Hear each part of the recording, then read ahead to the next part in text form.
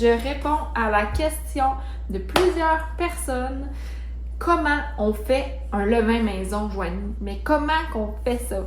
Donc, on va en faire un ensemble. Bien évidemment, c'est quelque chose qui se fait sur plusieurs jours, semaines, mais je vais vous expliquer tout le fonctionnement, puis on va faire la première étape que vous allez faire, puis vous allez répéter à tous les jours. Donc, ça ressemble à ça. On va faire ça ensemble aujourd'hui. Si tu es nouveau sur la chaîne, bienvenue sur le Strict Minimum. Ici, on parle de minimalisme, de liberté financière, de vie familiale, de ménage, d'organisation. Puis bien évidemment, de faire soi-même, comme par exemple faire son levain maison. Donc n'hésite pas à t'abonner si c'est des sujets que tu apprécies. Donc c'est parti!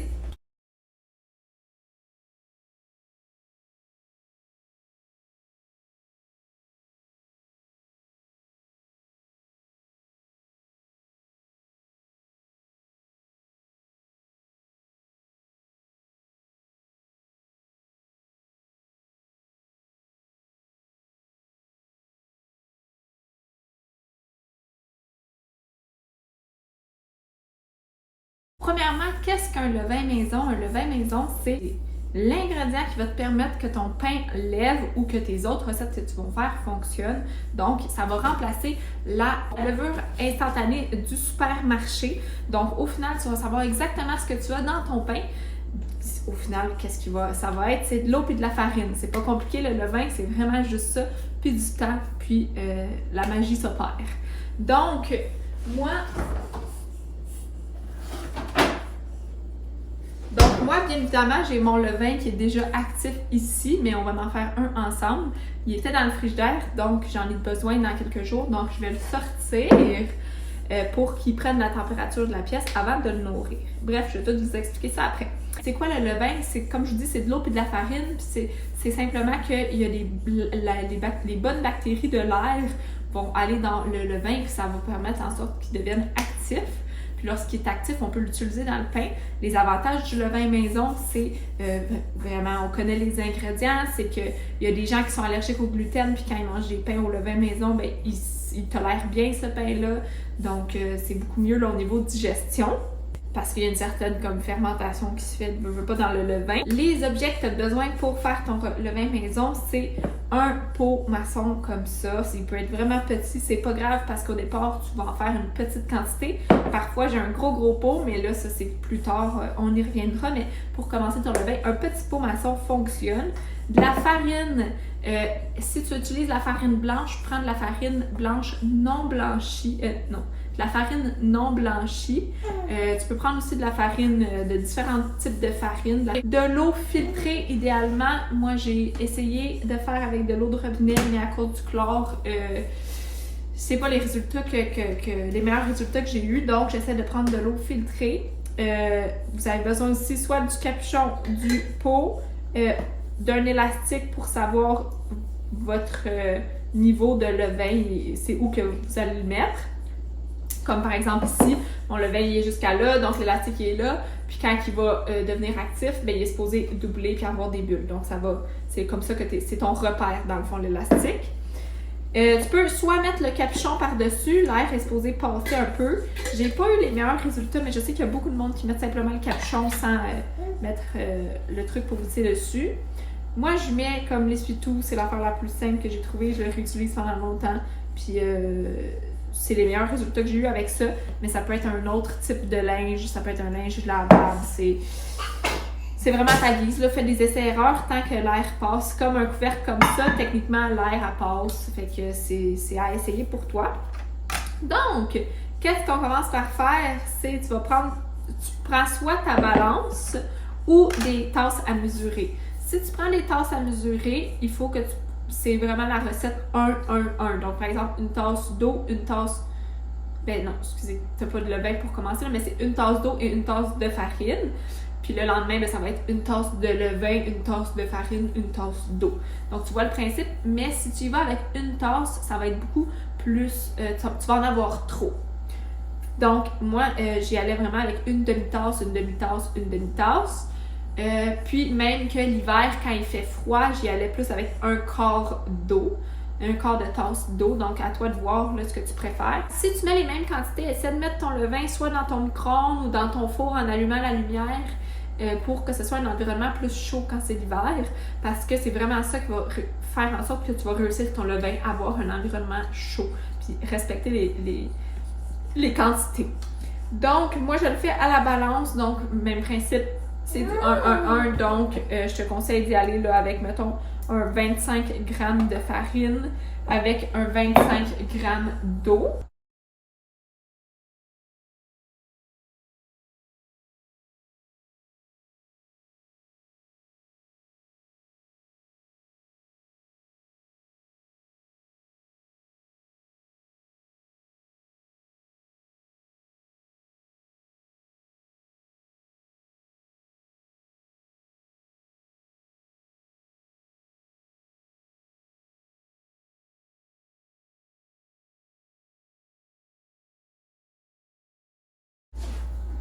Donc voilà, une fois que tu as mis ta farine puis ton eau dedans ton pot, tu peux brasser.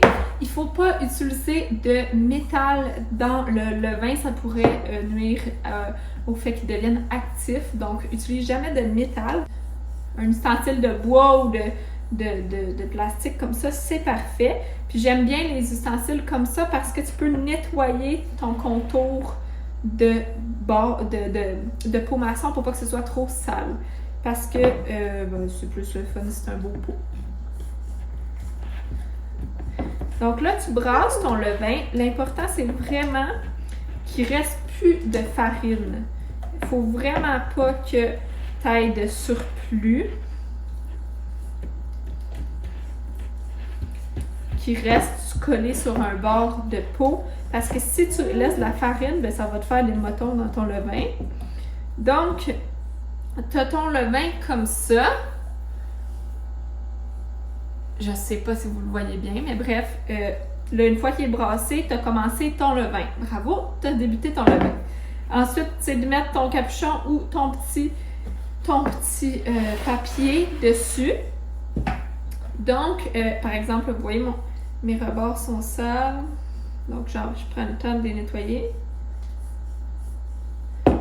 Donc, ça ressemble à ça. Tu as juste à placer ton élastique au niveau de ton levain. Donc, ton jour 1 est fait pour ton levain. Maintenant, tu dois être patiente puis te donner être patient puis te donner beaucoup d'amour et de motivation. D'accord? Ça se peut que ce soit vraiment long. Généralement, ceux qui font du levain depuis longtemps disent que tu es capable d'avoir un levain actif en 7 à 10 jours, chose que je n'ai jamais réussi à faire en 7 à 10 jours. Peut-être parce qu'au Québec, il fait quand même froid, donc c'est peut-être pour ça que ça a été difficile, mais la plupart des gens là, réussissent en plus de temps que ça. La plupart de mes levains, ça m'a pris 1 à 2 mois pour réussir à ce qu'ils soient actifs.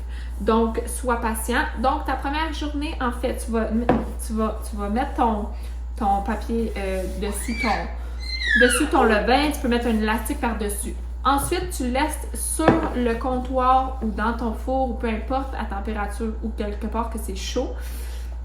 Tu vas le laisser 12 heures, puis tu vas le nourrir à nouveau. Donc, quand on dit nourrir son levain, c'est de faire le même principe que j'ai fait tout à l'heure. Donc, de mettre 1 pour 1 de farine et d'eau. Mais cette fois-ci, tu vas conserver une partie de ton levain. Donc, pour pas accumuler trop de levain, parce qu'au début, tu veux pas finir avec un gros bac de 100 litres de levain avant qu'il soit actif, tu vas gaspiller beaucoup trop de farine. Donc, la première fois que tu vas le nourrir, puis toutes les suivantes après, tu dois jeter la moitié de ton levain. Et après, tu mets 1 pour 1 de farine, d'eau et de levain dans ton pot. Tu brasses et tu attends encore 12 heures. Donc, tu vas nourrir ton levain les 4 premiers jours à chaque 12 heures. Ensuite, tu dois le nourrir aux 24 heures. Donc, que ce soit toujours les mêmes moments. Par exemple, moi, j'aime ça nourrir mon levain le matin. Les 4 premiers jours, tu le nourris aux 12 heures. Après, c'est aux 24 heures. Puis, une fois que ton levain est actif, comment tu vas savoir s'il est actif? Il devrait avoir doublé de volume et avoir des bulles à l'intérieur. Donc, par exemple, le levain que j'ai ici, il est pas actif parce que tu vois, il est au même niveau, il était dans le frigidaire, donc il est au même niveau, il n'y a pas de doublé, puis il n'y a pas de bulle. Donc là, il va prendre la température pièce, il devrait doubler un peu parce que ça fait pas trop longtemps qu'il est dans le frigidaire, mais je vais devoir le nourrir avant de l'utiliser. Donc, les premiers jours, ça se peut que ton levain semble être actif, qu'il double puis qu'il y ait plein de bulles. Mais on ne peut pas encore l'utiliser pour faire du pain parce qu'il a pris les mauvaises bactéries pour se créer. Donc, c'est pas le temps de l'utiliser dans ta nourriture. Donc, tu dois vraiment attendre au minimum là, le 10 jours. Ça se peut que tu puisses cuisiner un petit peu avec ton levain après 10 jours, mais ça sera vraiment pas un levain qui est fort. Donc, il faut généralement attendre plus longtemps. Fait que tu vas pas avoir les mêmes résultats si tu fais un pain avec un levain de 10 jours versus un levain de plusieurs mois. Donc, ça ressemble à ça pour le nourrir. Ton levain, comme je te dis, comment savoir qu'il va être actif? C'est qu'il va doubler puis il va avoir des bulles à l'intérieur. Sinon, pour savoir comment il a doublé, c'est quand tu vas cuisiner, tu mets une petite goutte de ton levain dans l'eau. Si le levain flotte, ça veut dire qu'il est actif, il est bon pour être cuisiné en ce moment. S'il coule, ben, ça veut dire qu'il n'est pas actif. Généralement, un levain va devenir actif entre 4 à 12 heures selon le levain. Donc, aussi selon l'âge du levain. Donc, c'est à voir, mais moi j'aime ça le nourrir le matin, puis généralement là, en 4 à 6 heures, je peux commencer à cuisiner avec quand je le mets dans mon four puis qu'il fait chaud. Si tu mets ton levain dans ton four, par exemple, oublie jamais qu'il est dans ton four parce que si tu perds ton levain parce que tu pars ton four, tu vas le regretter. Donc, je te donne vraiment beaucoup de motivation. Aie foi en ton projet, décourage-toi pas, tu vas réussir par le finir à ce qui fonctionne, ton levain. Puis tu vas être vraiment fier de toi au bout de la ligne. Puis tu vas faire jaser parce que c'est pas tout le monde qui fait son levain maison. Donc, ça ressemble à ça pour faire son levain maison. N'hésite pas à m'écrire si tu as le goût de commencer l'aventure du levain maison, si toi tu as déjà commencé chez toi ou si tu as des questions. Donc, on se parle en commentaire. Puis sinon, on se voit dans une prochaine vidéo. Peut-être qu'on pourrait faire un pain ensemble la prochaine fois. À suivre. Donc, bon défi pour faire votre levain. Puis on se voit dans une prochaine vidéo. À bientôt!